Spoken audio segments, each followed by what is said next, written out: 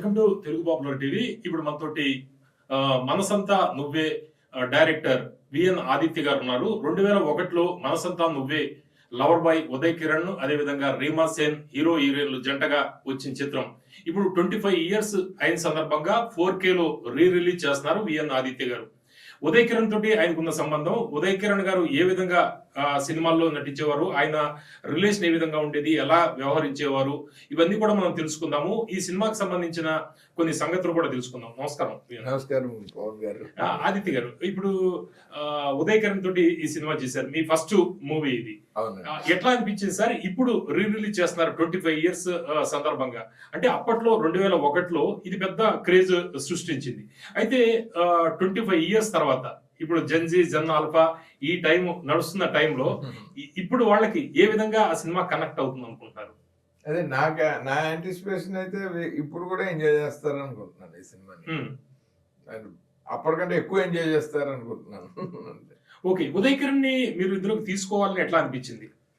Uday Kiran actual గా చిత్రం cinema నుంచే నా ఫస్ట్ సినిమా ఒక లవ్ స్టోరీ చేస్తే ఉదయ్తో చేద్దామని అనుకుంటూ ఉన్నాను. కాబట్టి తను మనకి ప్రొడ్యూసర్ ఎవరు అని డిసైడ్ కానప్పుడు, ఈ మనసంతా నువ్వే కథ కానప్పుడు, అది కూడా తెలియనప్పుడు ఉదయ్ నా ఫస్ట్ సినిమా హీరో అన్నది అతను నేను మాట్లాడుకున్నాం. అంటే స్టోరీ అవ్వకముందే ఉదయ్ కిరణ్ అదే స్టోరీ లేదు, చిత్రం అవ్వగానే మా కలిసే తిరిగే వాళ్ళం.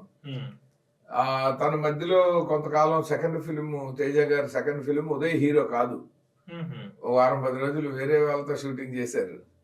సో అప్పుడు కూడా పర్వాలేదు మనం చేసేద్దాము, నీ సెకండ్ ఫిల్మ్ నా ఫస్ట్ ఫిల్మ్ మనమే చేద్దామని. ఈలో మళ్ళీ తేజ గారి దగ్గర నుంచి పిలుపు వచ్చింది, ఆ హీరోని తీసేస్తున్నా నువ్వే హీరో అని.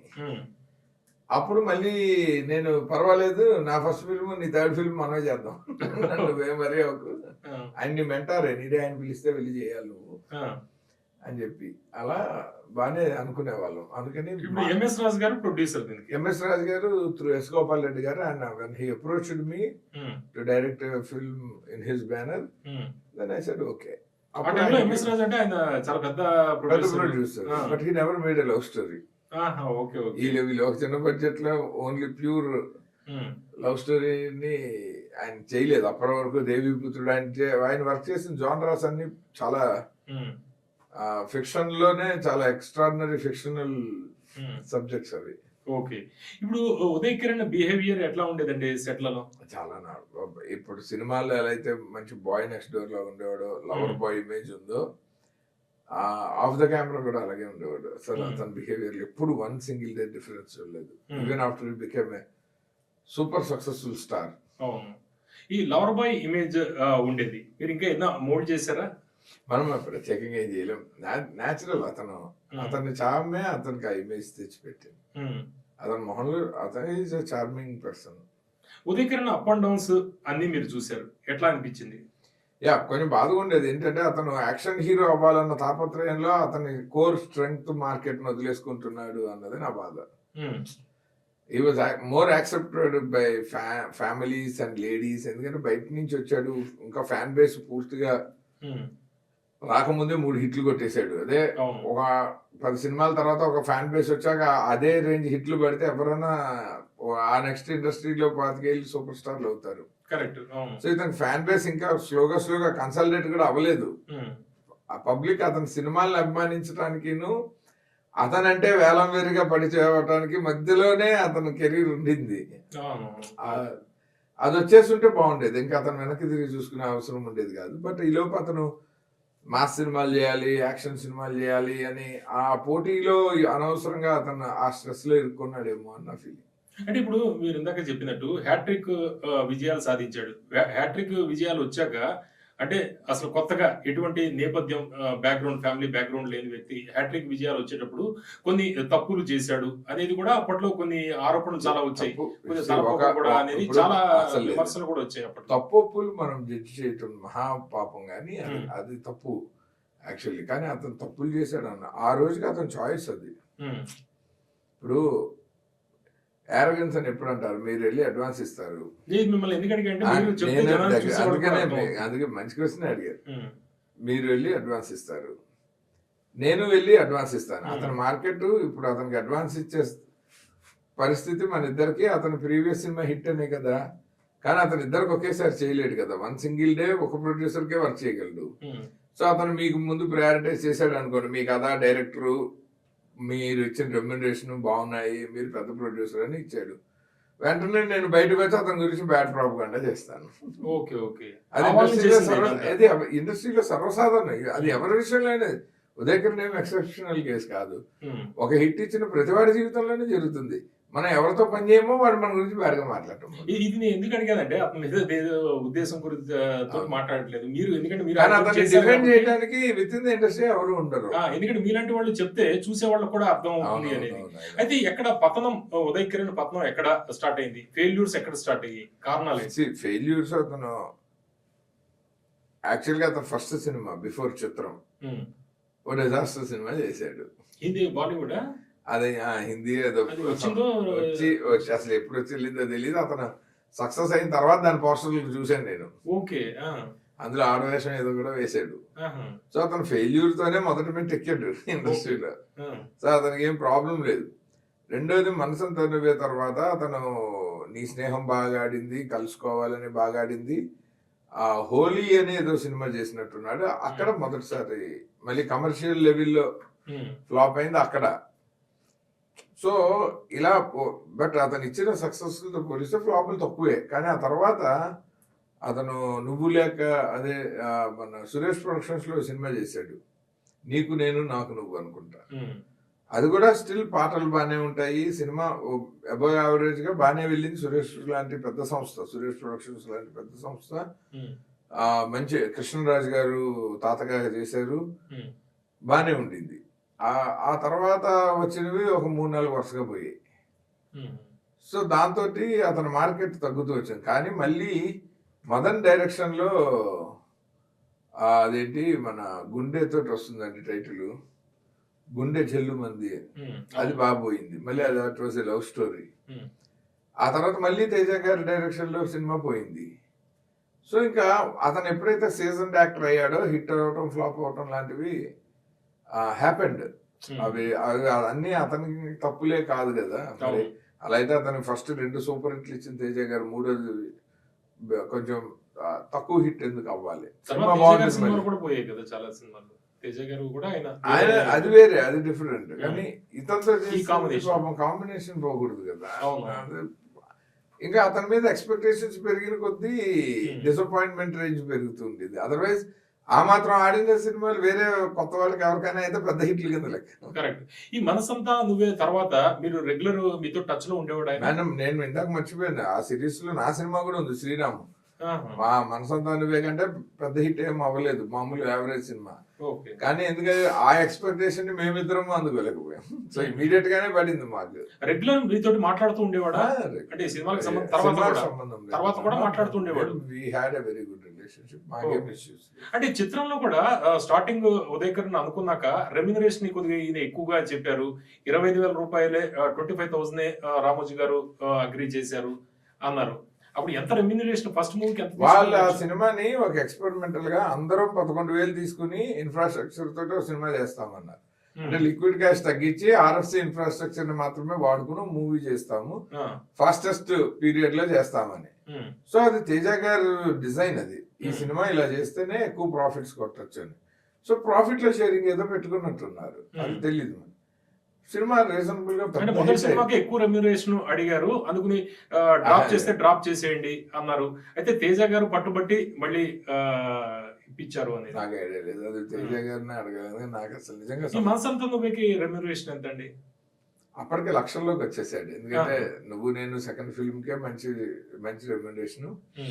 నాకు తెలిసి 2 lakhs అయినా ఉన్నట్టుంది అతను ఆ రోజుల్లో. ఎందుకంటే నేను ఎప్పుడు పట్టించుకోలేదు. ఎంఎస్ రాజు గారు అతను, నేను జనరల్ గా ఎవరివి అకౌంట్స్ చెక్ చేయను, ప్రొడ్యూసర్ మాట్లాడుకున్న తర్వాత మనకి ఎందుకు. నాకు ఓవరాల్ గా బడ్జెట్ ఒక నెంబర్ చెప్పమనేవాడిని, దానిలో చేసేస్తాను. ఓకే, చిరంజీవి గారి కుమార్తెతో ఎంగేజ్మెంట్ బ్రేక్ అయిన తర్వాత ఆయన లైఫ్ లో ఎటువంటి మార్పులు చేర్పులు జరిగాయి? తెలీదు, ఆ టైంలో నేను అసలు టచ్ లో లేను. బట్ ఏముంటుందండి ఇప్పుడు, అది సాడ్ నోటేగా ఎవరికైనా. ఓకే, ఆయన చనిపోయారు, సూసైడ్ చేసుకుని చనిపోయారు అనుకున్న వెంటనే ఫస్ట్ మీకు ఇన్ఫర్మేషన్ ఎలా? ఆ రోజే ఆర్పి పట్నాయక్ గారు కాల్ చేసి. అప్పుడు మీ రియాక్షన్ ఏంటి? న్యాచురల్ గా షాక్, ఉమ్, పెద్ద షాక్ అది. ఉమ్, వెంటనే వాళ్ళ ఇంటికి వెళ్ళాను నేను. ఉమ్. ఓకే. ఇప్పుడు పాత సినిమాలు అన్ని కూడా ఇప్పుడు మళ్ళీ రిలీజ్లు చేస్తున్నారు. దీన్ని నోస్టాల్జియా వేవ్ అనుకోవాలా లేకపోతే ఎట్లా అంతే, దీన్ని బిజినెస్ నాస్టాల్జియా మోడల్? ఒకటి, బిజినెస్ కూడా. ఎందుకంటే థియేటర్స్ ఉమ్, కొత్త సినిమాలతో పాటు గ్యాప్ వచ్చినప్పుడు పాత ఆడటం అన్నది 1950 నుంచే ఉంది. ఉమ్, ఇది రెగ్యులర్ ప్రాక్టీస్, థియేటర్ ఫీడింగ్ అంటారు కదా. Um, so and to keep the auditorium intact with audience, దాన్ని ఆ కనెక్షన్ ఉంచడం కోసం పాత సినిమాలు వస్తూ ఉంటాయి. ఎందుకంటే ఇప్పుడు వెంటనే అర్జెంట్ గా కొత్త సినిమాలు వచ్చేవి కదా. అవును. అవి ఇప్పుడు తీయాలి. రిలీజ్ చేస్తున్నారు, 4K లో రిలీజ్ చేస్తున్నారు. టెక్నికల్ గా ఎటువంటి అప్గ్రేడ్ చేశారు, ఎటువంటి ఫీల్ అవుతారు అప్పట్లో చూసిన వాళ్ళు మళ్ళీ ఇప్పుడు చూస్తే తేడా ఏముంటుంది ఇందులో? క్వాలిటీ ఉమ్, సౌండ్ లో కానీ విజువల్ లో కానీ. అప్పుడు నెగిటివ్ మీద ప్రొజెక్టర్ సిస్టమ్ బాగుండేది కాదు, అంటే కొంచెం లో క్వాలిటీ ఉండేది. ఉమ్, డిజిటల్ లో ప్రొజెక్టర్ సిస్టమ్ బాగుంటుంది. సో సినిమా వాచింగ్ ఎక్స్పీరియన్స్ చాలా బాగుంటుంది. ఇప్పుడు ఆల్మోస్ట్ అప్పుడు నేను అరకు వ్యాలీలో పెట్టిన ఒక నార్మల్ షాట్ ఇప్పుడు 3D లాగా కనబడుతుంది, లేయర్స్ లో. ఉమ్. సో బ్యూటిఫుల్ గా ఉంది. నేను 4K లో కాపీ చెక్ చేశా కాబట్టి చెప్తాను. ఓకే. మీరు ఇందులో ఈ మనసంతా నువ్వే సక్సెస్ అవడానికి ఎందుకంటే సూపర్ డూపర్ హిట్ అయింది. ఇందులో మ్యాజిక్ ఏంటిది? అంటే ఉదయ్ కిరణ్ పర్ఫార్మెన్స్ Love. అనుకోవాలా, మ్యూజిక్ లేకపోతే element of story? Love, element of love అదే క్రియేటెడ్ మ్యాజిక్ అని నేను అనుకుంటున్నా. ప్యూర్ గా ఉంది, ఆర్గానిక్ గా ఉంది, రెస్పెక్టబుల్ గా ఉంది.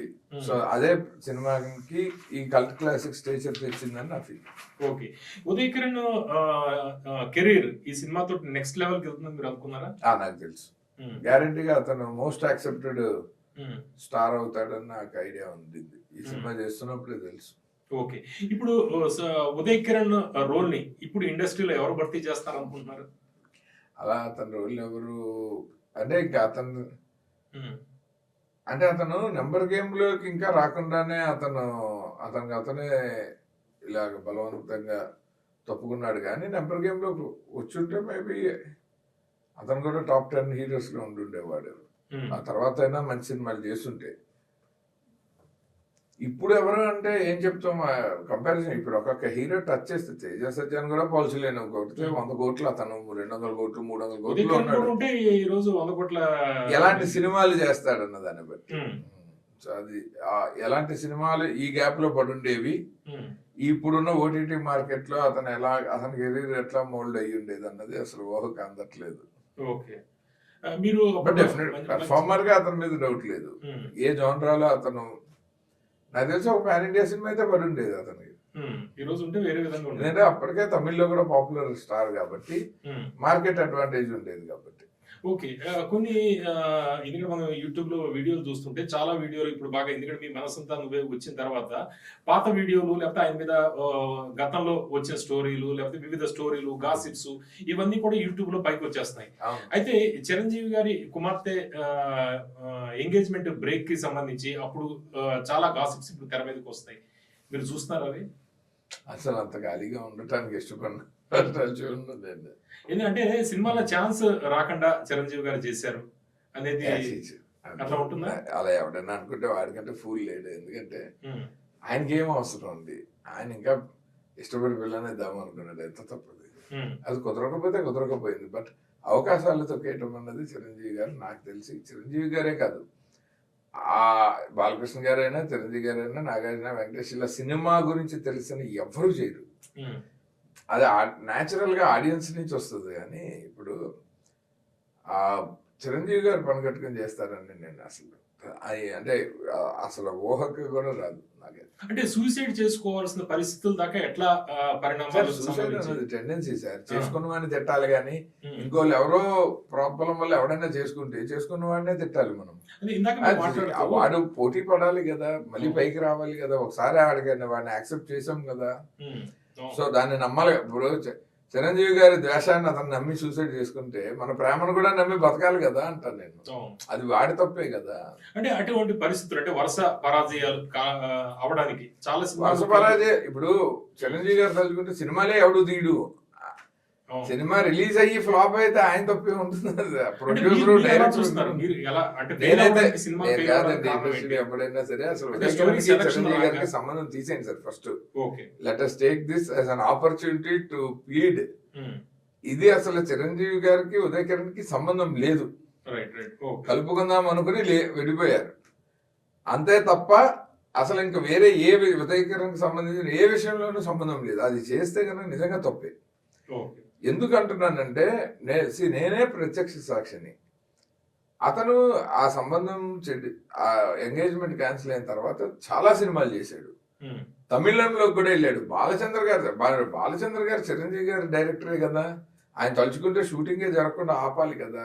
ఇవన్నీ తెలియని వాళ్ళు ఇడియాటిక్ గా ఏదో ఒకలాగా చిరంజీవి అనే సాఫ్ట్ టార్గెట్ ని పెట్టుకొని ఆయన బదనాం చేయడం కోసం ఇంకా ప్రపంచంలో జరిగిన ప్రతి ఇష్యూని వాడాలనుకునే వెధవలు తప్ప, ఇది అసలు యాక్చువల్ ఫ్యాక్ట్ ఏంటంటే ఎవడిది అసలు సూసైడ్ చేసుకోవడానికి అసలు రీజన్ అక్కర్లేదు అన్న విషయం ఒక్కడు కూడా చెప్పడండి. ఇట్ వాజ్ ఆ స్పర్ ఆఫ్ ద మూమెంట్ లో తీసుకున్న ఒక స్టూపిడ్ ఇన్స్టంటేనియస్ డెసిషన్. అది బలహీనత, అది మానసిక రోగం. అది దాన్ని పట్టుకొని దాన్ని చిరంజీవి గారికి ఆపాదించడం ఏముంది? వీడికంటే దారుణమైన పరిస్థితులు అసలు చిరంజీవి గారు ఎన్ని చూసుంటాడు కెరీర్ లో. ఆయనే ఈ మధ్య చెప్తున్నారుగా, సెప్టెంబర్ నుంచి నేను వేరన్నా పెద్ద పోటుగాడు పొమ్మన్లే.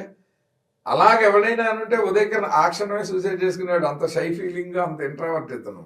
Okay okay. సో అది నేను చెప్పడం కూడా చాలా అనౌన్స్ అంటే ఈ సోషల్ మీడియా వచ్చిన తర్వాత ఏదో ఒక జంక్ తోటి పబ్లిక్ ని అట్రాక్ట్ చేయాలని పెట్టే ఒక దారుణమైన విశ్వ సంస్కృతి. అంటే అప్పుడు పరిస్థితులు ఎట్లా ఉన్నాయండి? అంటే అసలు ఏం లేదు సార్, సినిమా ఛాన్సులు సార్. బాలచంద్ర గారు కారణాలు అంత ఫెయిల్ అవడానికి కారణాలు ఏంటి? సినిమాలు పోవడం ఎవడేం చేస్తాడు సార్? అంటే స్టోరీ ఇప్పుడు అతను నేనే చెప్పా కదా, అతను లవ్ స్టోరీలో మోస్ట్ పాపులర్. సో అతను రామ్ కామ్ వదిలేసి వేరే ఏరియాలో మార్కెట్ ఎక్స్పాండ్ చేసుకుందామని యాక్షన్ చాలా ట్రై చేశాడు. నా శ్రీరామ్ నుంచి అతని ప్రయత్నమే పెద్ద తప్పదే, బ్లండర్ మిస్టేక్. అది తప్పంటే అతను కొన్ని సార్లు వర్కౌట్ అయితే అది కరెక్ట్ డెసిషన్ అయి ఉండేది. జూనియర్ ఎన్టీఆర్ గారు లవ్ స్టోరీలతో వచ్చాడు, మాస్ హీరో అయ్యాడు కదండి. అలా ఇతను ప్రయత్నం చేశాడు, అవ్వలేదు అంతే తప్ప దానికి ఇంకొకళ్ళని ఎందుకు ఆపాదించాలి? అంటే ఇట్ వాస్ ఎ డెసిషన్. అతను నిజంగానే ఓ ఫ్యామిలీ డ్రామా చేద్దాం అన్నగారు, అత్తారింటికి దారేది సూపర్ హిట్ అయింది. మన జోనర్ కి మార్కెట్ వచ్చింది. పవన్ కళ్యాణ్ లాంటి మాస్ హీరో సూపర్ స్టార్ ఇది చేసినప్పుడు మనం మళ్ళీ మనం అలాంటి కథ రెడీ చేయండి, ఎవరితో అయినా రాయించండి, మనం చేద్దామని చెప్పిన సంవత్సరం జనవరి 1 తర్వాతే అతను చనిపోయాడు, ఆ 10 రోజుల్లోనే. So he was so happy that Attarintiki Daredi ఇలాంటి ఒక సినిమా ఇండస్ట్రీ సక్సెస్ వచ్చింది అని. అలాంటి కథలు మళ్ళీ మనం చేద్దాం, మన జోనర్ కి మార్కెట్ వచ్చింది అన్నాడంటేనే ఇమాజిన్. సో జనవరి 1 రోజు మేము ఇద్దరం మాట్లాడుకున్నాం, గంటలు మాట్లాడుకున్నాం. అప్పుడే that was the last conversation that we both had. 10 రోజుల ముందు బెంగళూరులో ఉన్నాడు వాళ్ళ వైఫ్ తో, న్యూ ఇయర్ సెలబ్రేషన్స్ కి వెళ్ళాడు. నువ్వు రా, వచ్చేసరికి మనం రెడీ చేసుకుందాం, నువ్వు పొంగల్ వెళ్ళంగానే నాకు చెప్పు అన్నా నేను. దానిలోపే ఇది జరిగింది. సో దీనికి అసలు ఏం కారణం చెప్తాం మనం? ఎంత షాకింగ్ డెసిషన్ అది. ప్లస్ అంటే మెగా ఫ్యామిలీ మీద చేస్తున్న ఎలిగేషన్స్ అంతా కూడా రాంగ్ అనేది అర్థమైపోతుంది కదా. అసలు ఇది సంబంధం లేదు.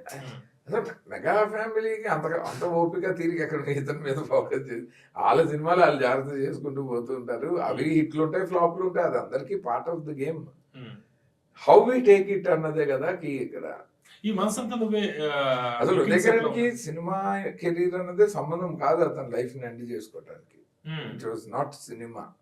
ఏంటంటారు అది? అది పర్సనల్ చాయిస్, అది అంతే. అది పర్సనల్ సిండ్రోమ్. అంటే ఫ్యామిలీ భార్య అసలు ఏం చిచ్చి పాపం అండి. కాదు సినిమా సూసైడల్ టెండెన్సీ కారణం ఉండదండి. అది ఆ స్పర్ ఆఫ్ ద మూమెంట్ లో తీసుకునే పిచ్చ డెసిషన్ అది. దాన్ని వెనకాల మనము డాట్లు కనెక్ట్ చేయడానికి ట్రై చేయక్కర్లేదు అంటాను నేను. లేటెస్ట్ గా కూడా చూసాం కదా సెన్సేషనల్ సూసైడ్. ఇది ఇంకా క్రైమ్, ఇంకో ఇద్దరిని చంపి చావటం దారుణం, భయంకరం అది. కానీ మనం డాట్లు కనెక్ట్ చేయడానికి ఇంట్లో ఎవరైనా ఏమన్నా అన్నారా, వాళ్ళు ఎవరో ఒకళ్ళని విలన్ చేయకపోతే సోషల్ మీడియాకి పని లేదు. వాళ్ళకి ప్రతి స్టోరీలో ఒకటి మీద సంపత్తి రావాలంటే ఇంకోటి మీద హేట్రెడ్నెస్ కావాలి, ఇంతకంటే దారుణం ఇంకట్లేదు. ఓకే, ఇప్పుడు మనసంతా నువ్వే బుకింగ్స్ అవి ఎట్లా ఉన్నాయండి? రిలీజ్ అవబోతుంది వ్యాలంటైన్స్. చాలా ఓవర్వెల్మింగ్ రెస్పాన్స్. నేనైతే సర్ప్రైజ్డ్. చాలా సినిమాలు కొత్తగా తీసిన వాటికే ఓపెనింగ్స్ అంత ఘనంగా కొన్ని సినిమాలకి లేవనుకుంటున్న పరిస్థితుల్లో 25 ఏళ్ల తర్వాత రిలీజ్ అవుతున్న సినిమాకి ఇప్పుడు మన మధ్య లేని హీరో ఇంత ఓవర్వెల్మింగ్ గా హౌస్ఫుల్ కలెక్షన్స్ తోటి థియేటర్స్ ఒక్కొక్కటి పెరుగుతూ వస్తున్నాయి. ఒక థియేటర్ ఓపెన్ అవుతుంది, అది ఫుల్ అవ్వగానే ఇంకో థియేటర్ ఓపెన్ అవుతుంది. ఇలా బాగా పెరిగేసాయి. ఈ లాస్ట్ 4-5 రోజుల్లో నేను చూస్తున్నాను, చాలా థియేటర్స్ మోర్ దాన్ 80% ఫిల్లింగ్ ఉన్నాయి. కొన్ని హౌస్ఫుల్ కూడా అంటారు. రిలీజ్ కి ఇంత మంచి ఓపెనింగ్స్ నేను ఈ మధ్య కాలంలో చూడలేదు. అంటే భయంకరమైన ఫ్యాన్ బేస్ ఉన్న హీరోలకి ఒక షోకి ఉంటుంది, ఇది ఆ రోజున్న 4 షోల్లోనూ ఉంది ఈ ట్రెండ్. అంటే ఒక రెగ్యులర్ సినిమా, ఆ హైప్ ఉన్న సినిమాకున్న ఓపెనింగ్స్ వచ్చాయి. I'm happy for our prime show producers Niranjan Reddy గారు, చైతన్య రెడ్డి గారు, and also Srimata creations Ravikanth Reddy గారు, రఘురామ్ రెడ్డి గారు. వాళ్ళే ఈ సినిమాని ఇప్పుడు మన మధ్యకి తెస్తున్నారు. ఓకే. సో వాళ్ళ ఎఫర్ట్ కి జనం కూడా ఇంత మంచి రియాక్షన్ ఇస్తున్నందుకు, మంచి రిజల్ట్ ఇస్తున్నందుకు I'm super happy for dum.